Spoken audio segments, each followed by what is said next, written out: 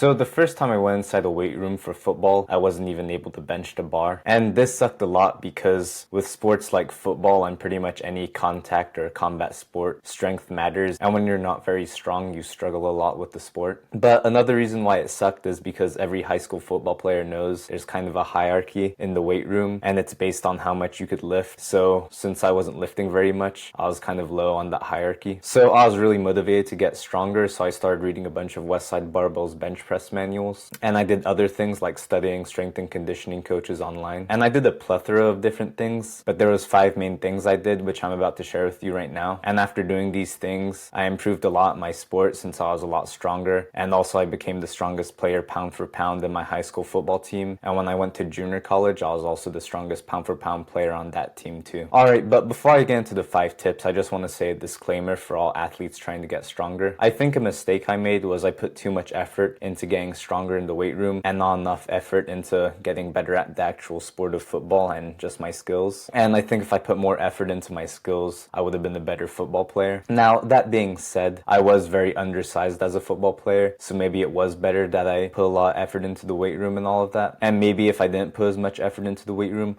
I'd have gone very injured or more injured than I did when I was playing football. So maybe it was a good thing, but hindsight 2020, I would have done 60% of my extra workouts focusing on skills and actual football drills and 40% of my workouts in the weight room versus the other way around. So yeah, just a reminder, if you're an athlete, your sport is the priority and the weight room is supplemental. But anyways, tip number 1 is to work out your weak muscles. So in the Westside Barbell manuals, they talk about how you could find out what your weak muscles are based on where you fail in certain lifts. So for example, with a bench press, if you fail at the bottom, like you can't even get it off your chest with a certain weight, it usually means that your chest and shoulders is weak. So it'd mean maybe do more dumbbell bench press to get a stronger chest and things like incline dumbbell bench, and for your shoulders do more lateral raises and standing military press to get stronger shoulders. So that's one group of people. Or if you're like me and you fail at the top of the bench, like you're almost about to lock it out and it comes crashing down and your spotter has to save your life. That's how it was for me. So according to the Westside Barbell bench press manual, it meant that my triceps were weak and that my upper back was weak. So from that, I decided to put a little bit extra emphasis on my triceps and upper back. Another way to find out your weak muscles is just be mindful of certain exercises that you do. So let's say with a leg extension, you're able to do like the whole stack, and even after you do leg extensions, your legs aren't even that sore afterwards. But when you do a hamstring curl, you could barely do anything. And even though you barely did anything, you can't even walk the next day because your hamstrings are so sore. It probably means that your hamstrings are a little bit weak and you should do things like glute ham raises and just extra leg curls when you have the chance. So like I said, I found that my triceps were weak and also my glutes and hamstrings need a little bit of extra strength. So what I would do is after I was done lifting with the team, like I would try and finish my team lift early by just being as efficient as possible in the weight room. While I was waiting for everyone else to finish, I would go over do some tricep extensions or just work out my glutes and hamstrings a little bit more. But another thing that I did that will tie into tip 2 is I would work out these muscles in my mini workout,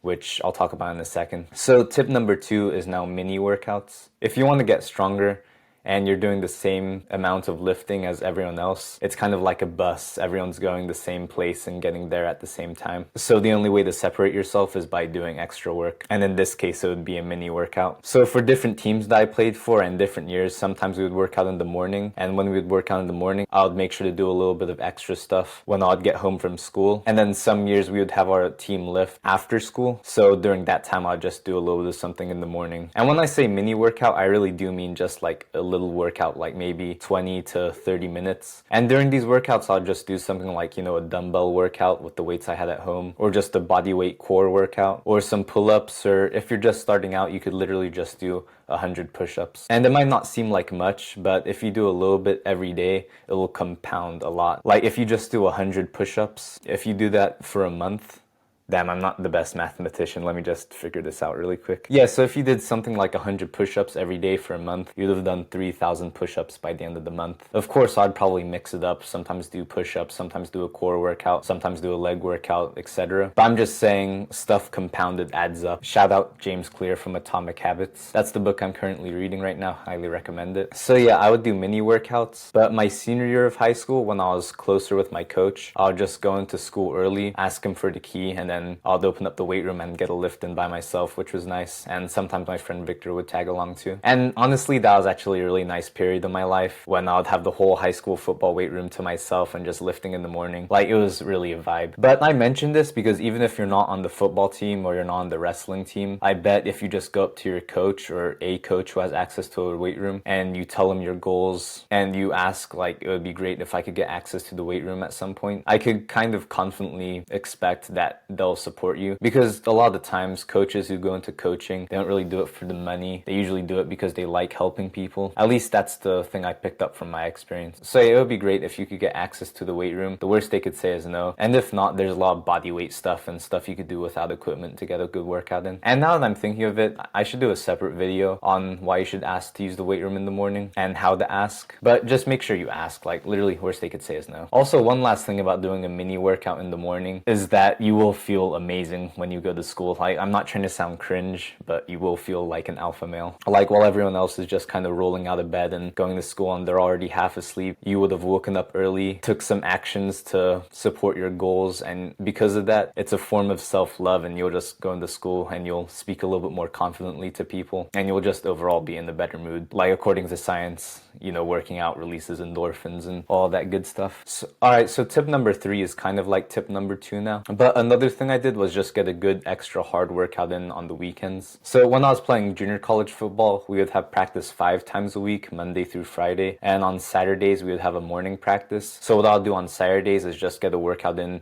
the evening or at night. And since I was going to have Sunday to rest, this wouldn't be a mini workout. This would be like a full solid weight room workout. So yeah, just highly recommend doing that. If you do that, you'll get significantly stronger than if you weren't doing it. And if you're new to lifting and you need a good beginner's workout to do, I have a video which you could check out in the description below. It's 6 exercises all athletes and martial artists should master. And in the description of that video, I give a free workout you could do composed of all the 6 exercises. So yeah, just check that out if you think it would help. But yeah, that's tip 3. Get a good extra workout in during the week. So tip number 4 is diet. Before I started taking my diet seriously, my full day of eating went something like this. I would skip breakfast because I woke up late and I didn't have time to eat it. And then when I got to school, I'll just eat the school lunch, which probably wasn't the most nutritious. Then for dinner, I just wouldn't really eat properly. I'll just eat like a cup of noodle or maybe some snacks. I'm not talking about good quality snacks. I'm talking about like maybe a chocolate bar. So once I started understanding some basic nutrition stuff, like not even diving deeply into it, but just understanding, okay, you have to eat to recover, I started doing things like waking up early to make breakfast.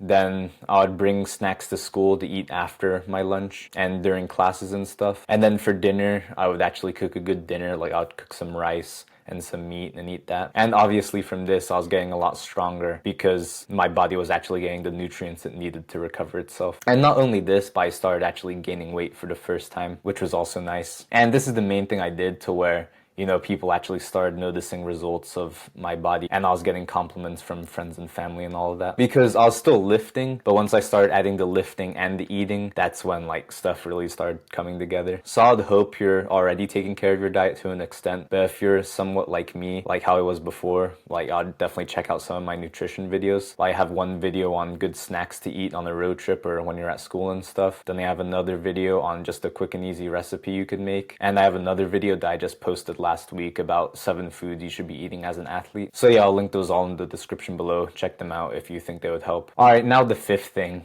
So my coach in junior college would always talk about how there's 3 things you need to do as an athlete. And, you know, forgive me if this is cringe, but he would always say, you have to eat like a big dog, you have to train like a big dog, and you have to recover like a big dog. And that was the speech he gave at the first workout of the off season every year. So for the 5th tip, I'm just going to talk about the recovery aspect. When it comes to recovering as an athlete, there's like a trillion different things you could do. You could do sauna, ice baths, active recovery, foam rolling, all of that. But the main thing you're going to do to recover is sleep, and that's like the thing that actually works the most out of all of it. And you could go without ice baths, you could go without foam rolling, but if you don't sleep, you're probably going to be cooked. So I've actually done the research when it comes to getting better sleep by studying people like Matt Walker and Andrew Huberman. And I've actually read some of Matt Walker's book where it talks about what happens to your body when you're not getting the most sleep. And if you're not getting the most sleep and you read it, it will probably traumatize you a little bit. Like, I could assume that you feel like two different people when you get 4 hours versus 8 hours. At least I definitely do. So yeah, that's just the last tip. When you start getting good quality sleep and a good duration of sleep consistently, you'll just overall feel a lot better and a lot stronger, and your body will actually be able to recover. Because when you lift, people think you're getting stronger, but you're actually tearing down your muscles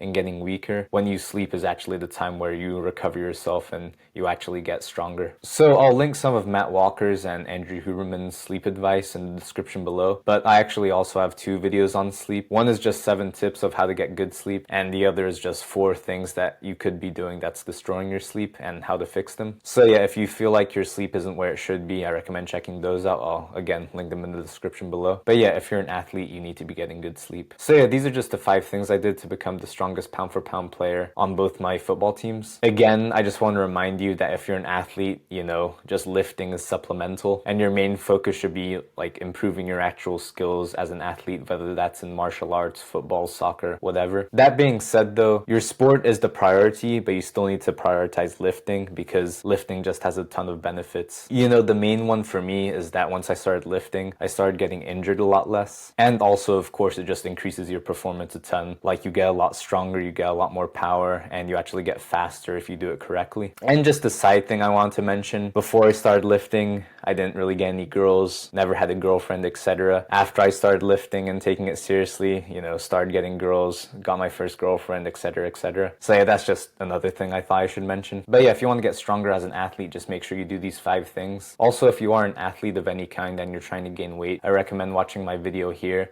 which is 5 ways bulking is different as a bodybuilder than if you're an athlete. This way, when you're bulking, you can make sure that you improve your athletic performance instead of decrease it. So yeah, I highly recommend checking that out if you're an athlete trying to gain weight. But if you think this video helped you and you'd like to see more stuff like this, make sure to subscribe. It actually means a lot when people subscribe, but if you don't and this video didn't help you, you know, it's all good. I hope someone else helps you along the way. Also, as of right now, I don't really have the most subscribers, so now would be a perfect time to ask questions if you have any, since I'll be able to get to most of them. So yeah, if you have a question and you think I could help you with it, just put it in the comment section below and I'll get to it. But as always, thank you so much for watching, and I'll see you in the next video.